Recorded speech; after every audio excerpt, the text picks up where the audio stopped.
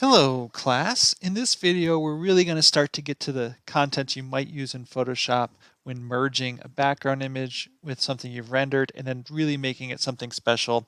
Really a lot of what we're going to do is just different variations of finding images and cutting and pasting them in and then manipulating them to meet our scene. And the first one we're going to do is the most simple, I think, which is a good place to start, but also something that you probably are going to do all the time that can really make a drawing work well for you. And we're going to change out the sky and make it nicer. So I'll walk you through step by step. Since we're not going to work in the building on this particular assignment, I'm just going to turn that layer off for now by clicking the eyeball over here. We will do work on the building in later videos, but I'm going to start with a background here because again, this is very common and a good way to introduce this concept we'll be using several times here. Now, what we want to do is we want to get a picture of a sky, in this case, since that's what we're working on, and a great place to get pictures is from Google. I'm going to show you how to do that in this video as well. If you go to google.com, you may know this already, but if you go to the image button up here on the top right, when you do a search here, you'll only get pictures. So I'm going to type in sky and hit enter, and you can see a bunch of things come up. And you can click on any one you like, and when you click on it, it brings up the preview over here. It doesn't have to be like the second one I've chosen here, I just happen to do it. And if you right click, you just do save image to save it to your computer. So, when you do a save as, make sure it's a PNG or a JPEG. This one's a JPEG or PNG. Other file types might be difficult to work in Photoshop. And you'll know that if your Photoshop can't open it, then you'll just have to go get a different image. So skies are easy because you can type in sky and get many different things. Again, if you are doing something with some lighting, you want to have a sunset, evening, morning, you can use sunset as your search word. The more specific you hear in the search can help. But whatever you think will look good and interesting, go ahead and use that. So once you've downloaded, go back to Photoshop and go to File Open and open up your sky. So here's the one that I have.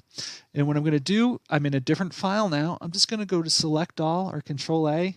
I'm going to do Control C for copy. That's also Edit Copy.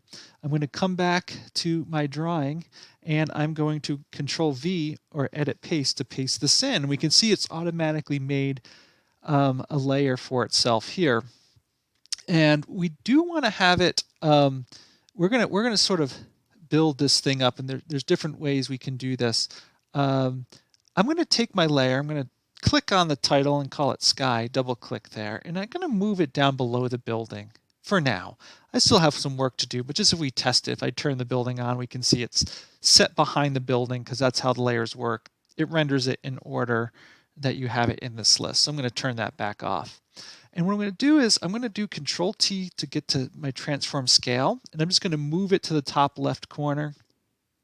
And I'm going to scale it across my drawing. Now, the nice thing about skies is you don't have to go from the corner. Most everything you should scale from the corner, just like I'm scaling like this. So it remains in proportion. That has to happen for most all architecture people, things of that nature, like we're going to do here. Sky is one of the exceptions where it doesn't have to be. You can go to the bottom one and hold shift and pull it up because we do want to ultimately see a gradation in sky. Skies do go from a deeper blue to a almost white, a very light color blue on the bottom, and you want to get that gradient across your image. So I'm going to have to make mine not in proportion, and these clouds are no longer in their original proportion, but clouds can come in any shapes, so it really doesn't matter. So you can do it this way, and once you're done, you hit enter and it will set itself as is. Now in this the way that I've done this, I could actually end the sky here because of the next step I'm going to do. But let's do this for practice. Let's say you really want to keep these mountains and these trees in here, and you just want to replace the blue sky. Well, let's see what we need to do that. So what I'm going to do is I'm going to come down to the background layer, and I'm just going to leave it as is, just in case I need it again in the future. So I'm just going to right click over here and say duplicate layer and say, okay, you can name it whatever you want, but the default name is perfectly fine. What I'm going to do is I'm going to click on it, click and hold it, and I'm going to drag it up above the sky layer. At this point, you can turn the sky layer on with the eyeball if you've turned it off like I did. Now you don't see it because this new layer that we just created is on top of it. But what I'm going to do is I'm going to come back up to my magic wand tool and I'm going to click on a blue area and hit delete, and you'll see it starts to reveal the layer below, which is the sky. I'll click on out. You'll probably have to click a few times as the shade of the image changes across the whole image like this. So just click each new time and get it around the trees. You'll notice it's very difficult to get in the trees exactly, but we're going to solve that through a different technique in a later video. There's different ways we could do this, but essentially we'll cover a lot of that up moving forward. But once you've deleted the old sky and you see the new sky below, you can just deselect your drawing to make sure it looks okay. And then you can, if you would like to, go ahead and turn your building on and see how your image looks now. And now we've got a new interesting sky. And that is a good first test of pasting something in and changing a drawing in Photoshop. But we're going to do this a bunch more times for different features, each having their own unique tricks. So stay with me and I'll see you in the next video.